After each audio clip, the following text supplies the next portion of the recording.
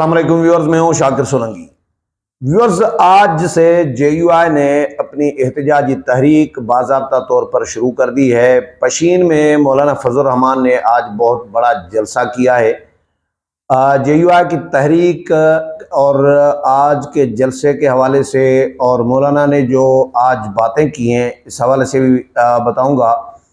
असलम गौरी तर्जुमान है JUI के, उनका भी मैंने शुद्ध TV के लिए इंटरव्यू किया। तो PTI के साथ स्पेशली JUI चलेगी नहीं चलेगी, इत्तेहाद होगा नहीं होगा, इस पर मैंने पहले भी अपडेट करता रहा हूँ। बहुत सारे सवाल आते हैं, बहुत सारे रिजर्वेशन हैं JUI को PTI के हवाले से, उतार चढ़ाव भी आ रहा है तल्लुकात में। तो इस हवाले से अभी तक JUI क्लियर नहीं हो पाई कि PTI के साथ इत्तेहाद किया जाए या नहीं न किया जाए, लेकिन इस बात को JUI मुस्तरद नहीं कर रही कि इत्तेहाद नहीं हो सकता। इत्तेहाद JUI कह रही है कि क्यों नहीं हो सकता। ये JUI का अब ये मौक़िफ़ सामने आया है कि PTI के साथ क्यों नहीं हो सकता। बिल्कुल हो सकता है, लेकिन उसके लिए शराइत हैं कुछ JUI की तरफ से और कुछ तहफ़्फ़ुज़ात हैं JUI के, मौलाना फजल रहमान के। उनकी तसल्ली और तशफ़ी पीपल्स पार्टी JUI चाहती है। वो अगर PTI तसल्ली दे दे, तशफ़ी करा दे, तो फिर इत्तेहाद हो सकता है। तसल्ली और तशफ़ी का मतलब ये है कि JUI, मैंने असलम गौरी से बिल्कुल क्लियर सवालात किए। मैंने कहा कैसे हो सकता है कि भाई आप एक तरफ JUI मौलाना फजल रहमान कहते रहे हैं कि जी इमरान खान यहूदी लाबी का एजेंट है, इमरान खान कादियानियों का नुमाइंदा है, इमरान खान मगरबी तहजीब का नुमाइंदा है, और वो क्योंकि इमरान खान के जलसों में लड़कियां नाच रही होती हैं, नाच गाना हो रहा होता है, डांस भंगड़े और उरियानी फैलाई जाती है, बेहयाई फैलाई जाती है। ये मौक़िफ़ तो ठीक है मौलाना का रहा है, और ये हकीकत भी है कि जो इल्ज़ामात हैं तो उनमें से कुछ तो नज़र आ रहे होते हैं। लड़कियां तो नाच रही होती हैं, बेहयाई उरियानी तो फैलाई जा रही होती है।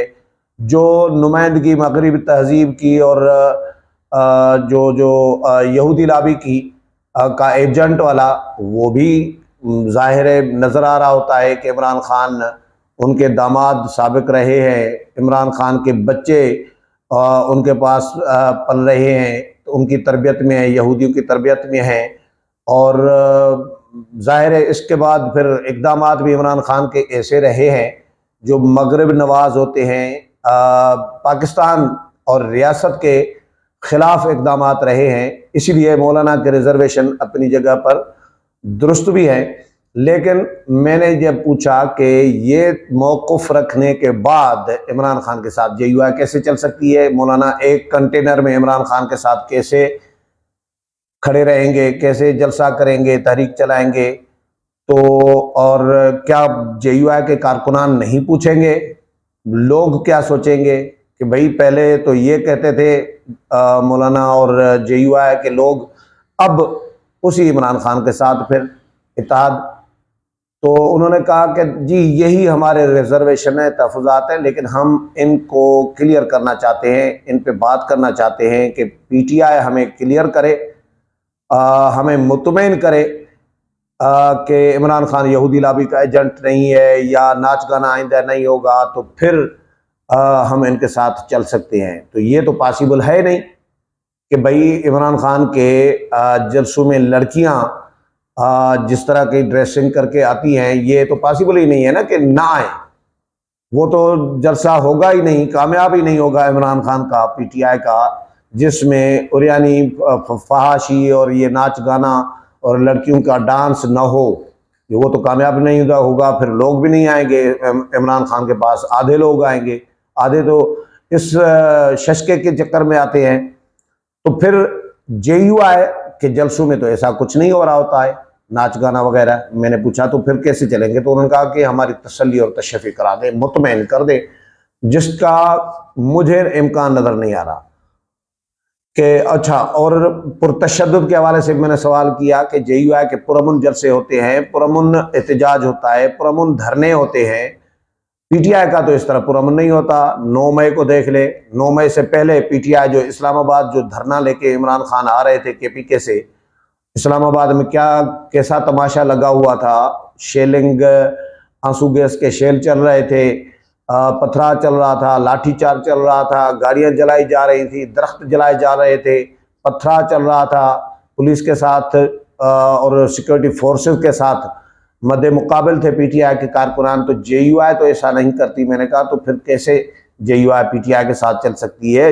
इमरान खान की PTI का कोई वर्कर शरारत भी कर सकता है, पुरअमन तहरीक को पुरतशद्दुद बनाने के लिए कोई कुछ भी किया जा सकता है, कर सकते हैं, या कोई और शरारत कर सकता है, तो फिर किसके मौलाना के गले में डालने के लिए ये सारी चीज़ें। तो उन्होंने कहा कि बिल्कुल ये हमारे रिजर्वेशन इसी तरह के ही है, लेकिन फ़िलहाल हम इस पर बात करना चाहते हैं। और फिर मौलाना के ख़िलाफ़ नारेबाजी की जा रही है। पशीन में जो पहले जलसा किया गया था PTI और महमूद खान अचकज़ई की जानिब से, तो उसमें मौलाना के ख़िलाफ़ नारे लगाए थे। मुझे हैरत हो रही थी कि भाई मौलाना आपके साथ PTI के साथ बैठे हैं अपोजिशन बेंचेस पर, तो मौलाना के ख़िलाफ़ नारे किस हुकूमत के इत्तेहादी तो है ही नहीं।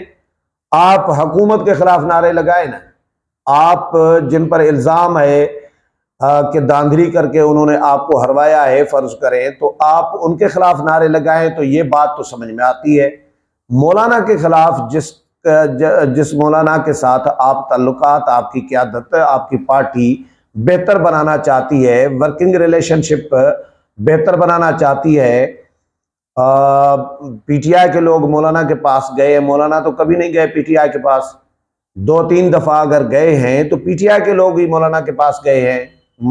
असद कैसर की सरबराही में 4-4, 5-5, 6-6, 8-8 लोगों का वफ्द मौलाना के घर गया है, और मौलाना को उन्होंने मिन्नत समाजत करके कि भाई दूरियां कम होनी चाहिए, मिलकर चलना चाहिए, एतमाद साजी होनी चाहिए, एक दूसरे का एतमाद जो ख़राब हुआ है उसको बहाल करना चाहिए। ये PTI की अपनी रिक्वेस्ट थी। लेकिन एक तरफ PTI ताल्लुकात बेहतर बनाना चाहती है और दूसरी तरफ मौलाना के ख़िलाफ़ जलसों में नारेबाजी भी करवाई जा रही है। तो अगर नारेबाजी किसी ने, वर्करों ने की, फ़र्ज़ करे, तो क्या PTI के लोग स्टेज से कायदीन जो थे, लीडर जो थे, क्या उनको मना नहीं कर सकते थे कि भाई मौलाना फजल रहमान के ख़िलाफ़ नारे न लगाएं, वो हमारे साथ अपोजिशन में बैठे हैं?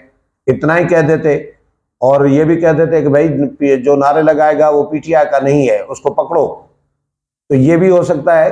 तो लेकिन ऐसा PTI ने कुछ नहीं किया, और असद कैसर साहब ने मौलाना को फ़ोन करके मज़रत की, मजम्मत की और अफसोस का इज़हार किया, नदामत का, शर्मिंदगी का, कि ये नहीं होना चाहिए था और आइंदा नहीं होना चाहिए।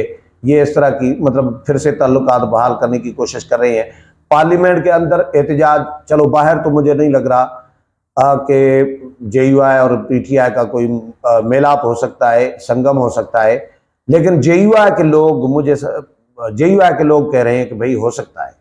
असलम गौरी भी कह रहे हैं, मौलाना भी कह रहे हैं, और बाकी लोग भी कह रहे हैं कि बिल्कुल हो सकता है PTI के साथ इत्तेहाद और PTI के साथ मुश्तरका तहरीक चल सकती है। लेकिन फ़िलहाल मुझे नज़र नहीं आ रही। बहुत बड़ी दीवारें हैं दरमियान में, और पार्लियामेंट के अंदर भी, अब पार्लियामेंट के अंदर मुश्तरका एहतजाज कैसे करेगी JUI? PTI के लोग तो गालम गलोच कर रहे हैं पार्लियामेंट के अंदर। क्या ये तूतलियाँ, पूतलियाँ और पुपलियाँ और बाजे JUI के लोग ले आएंगे PTI के साथ? वो जाके बजाएंगे सदर के खिताब के दौरान या इजलास की कार्रवाई के दौरान? ये बाजे बजाएंगे JUI वाले? वो भी JUI का मिजाज नहीं है। क्या JUI वाले गालियां देंगे या गालियों वालों के साथ हमनवा बनेंगे?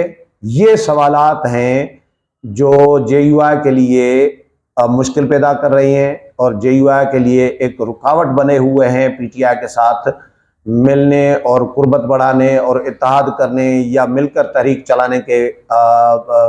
चलाने में। मौलाना के अतौ में आज का जो जलसा किया है, ये आज अवामी असम्बली मौलाना ने शुरू की है, जो चारों सूबों में और फिर आखिर में इस्लामाबाद में अवामी असम्बली यानी रोड पर जलसा किया और उस जलसे को अवामी असम्बली का नाम दिया गया है। तो अवामी असम्बली आज से मौलाना ने शुरू कर दी है। अब पेशावर भी मौलाना जाएंगे, लाहौर भी जाएंगे, कराची भी जाएंगे, कोयटा भी जाएंगे और इस्लामाबाद भी अवामी असम्बली लगाई जाएगी आखिर में।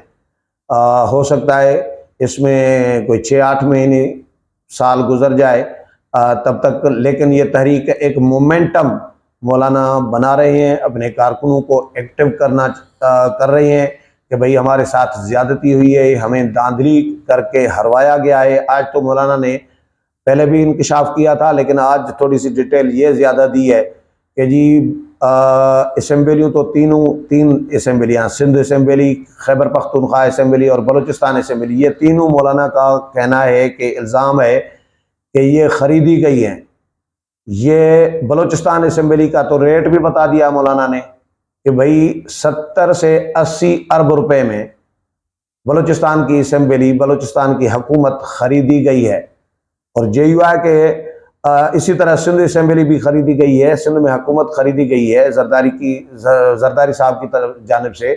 जरदारी साहब पर इल्ज़ाम ये डायरेक्ट है मौलाना का कि जरदारी ने पैसे देकर अपने MNA और MPs को मुंतखब कराया है। JUI के खुद उम्मीदवारों ने मुझे बताया था कि उनसे भी 15-15 करोड़ रुपए मांगे गए थे कि 15 करोड़ दें तो आपको सीट निकलवा सकते हैं। और इस तरह के इल्ज़ामात इस इलेक्शन के हवाले से हैं जो 2024 का इलेक्शन था। लेकिन मौलाना का इल्ज़ाम अपनी जगह पर है। मौलाना ये कहते हैं कि भाई ये हुक्मरान जाली है और जाली हुक्मरानों को हम घर भेजेंगे और हम जब तक हमें इंसाफ नहीं मिलेगा, हम अपना हक हासिल नहीं करेंगे, तब तक ये एहतजाजी तहरीक जारी रहेगी। उम्मीद है प्रोग्राम पसंद आया होगा। अगले प्रोग्राम में फिर मुलाकात होगी, तब तक इजाज़त चाहता हूँ। अल्लाह हाफ़िज़।